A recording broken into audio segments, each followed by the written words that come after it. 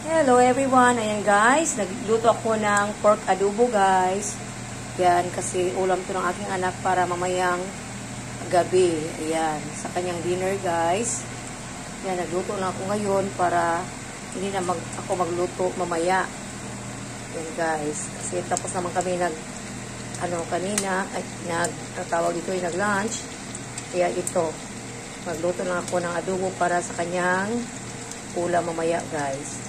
Yan, nilagyan ko lang ito binabad ko lang ito guys sa vinegar.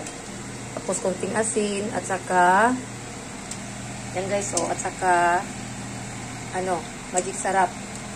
Yan, yun lang ilagay ko dito guys. Ginawa kong adobo. Iwan ko tao sa inyo guys, basta sa amin adobo.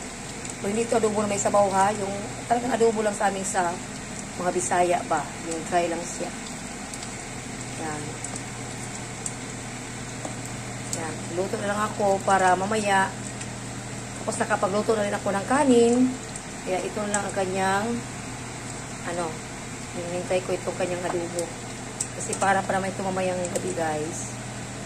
Ayan. Ayan, masarap ito guys kasi binabad sa suka. Ayan, pero hindi rin ako.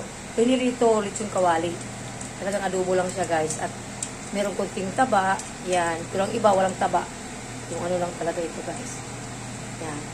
Yan, Yan. Thank you for watching. Bye-bye. I love you all.